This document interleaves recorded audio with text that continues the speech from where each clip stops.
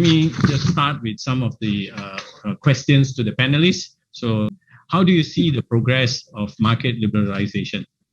I can see the market has been very positive, well received by all players.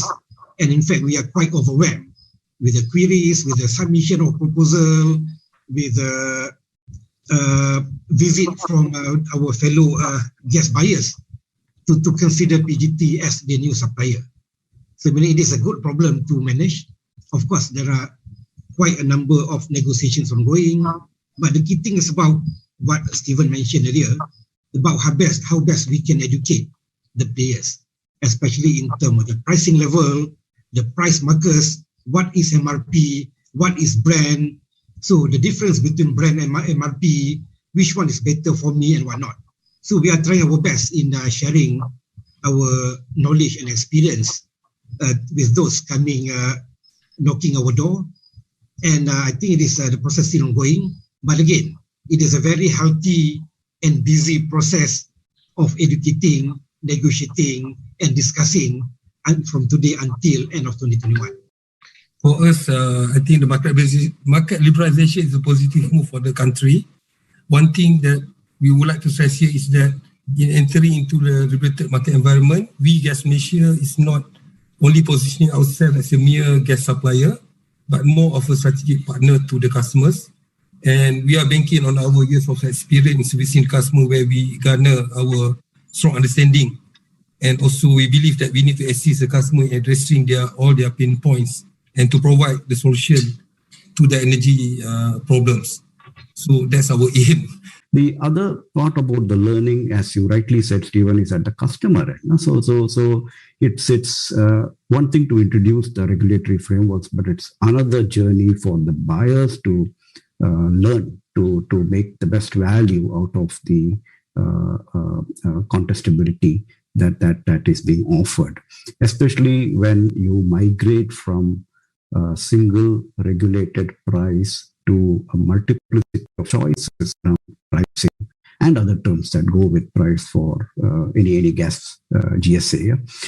How do you assess the value?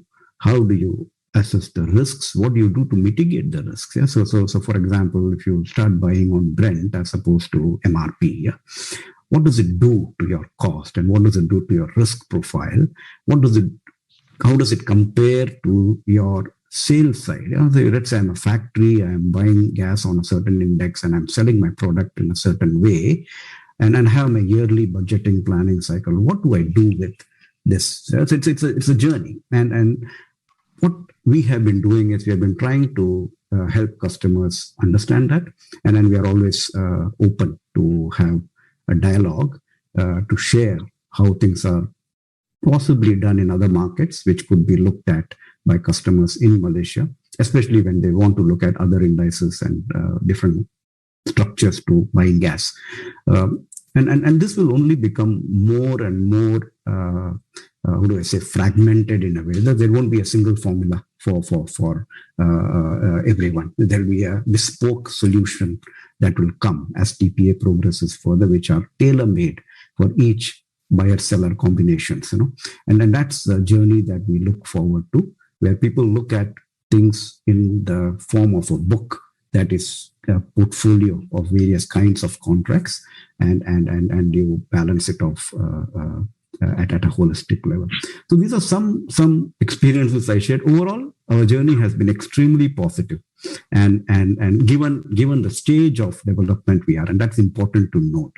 So it's not like we have been practicing this for 20 years and now we are assessing or asking ourselves what have we done well. No? We are actually just started.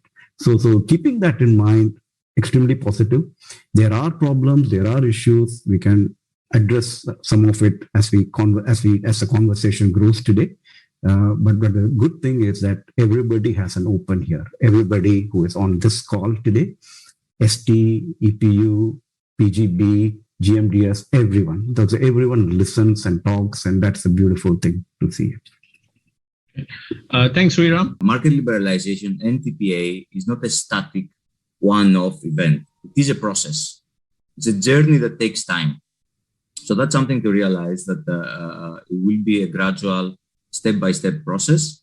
And if we look at Malaysia right now, where it is in terms of the TPA, perhaps we can get a snapshot of the current situation and see that progress and how Malaysia has moved forward over the years. So obviously we have the LNG import licenses being awarded, around 19 of those licenses, 13 shipping licenses to different players.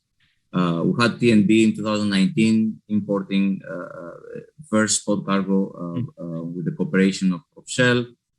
We have Petrolife selling ISO tank containers to industrial customers off-grid. And as Sriram mentioned, we also have Shell more recently acquiring access to the RGT and selling to industrial users. It is clear that there has been progress over this period. Now the question is that progress fast enough, or could it be faster? And perhaps it could have been faster, but nevertheless, Malaysia is moving forward. Now, liberalization will take time and will require patience and cooperation to take full effect, but we are moving towards the right direction. And if you compare Malaysia to other regional markets, I would say that Malaysia is in a quite good position, both within ASEAN, but also within the broader Asia-Pacific region. If you look at the more developed economies in Japan and Korea, for example, the market liberalization process there is way behind than what we have in Malaysia right now. Take Korea, for example. There's no TPA. There's no TPA for wholesalers that will effectively, genuinely allow someone to resell LNG into the wholesale market. The distribution market is also closed. The import licenses are open, and companies can import LNG, but only for their own consumption. It's an education process. It's a new and so challenging because the price trends are up. So something that every party needs to work out and smoothen out the wrinkles, if I may say. And then from the consumer standpoint, they have to understand there is no fixed price. Each price will be different. You can negotiate. Going into a long tenure maybe is a good option to keep stability. I mean, Sriram highlighted, consumers have to learn how to factor this into their costing of their products.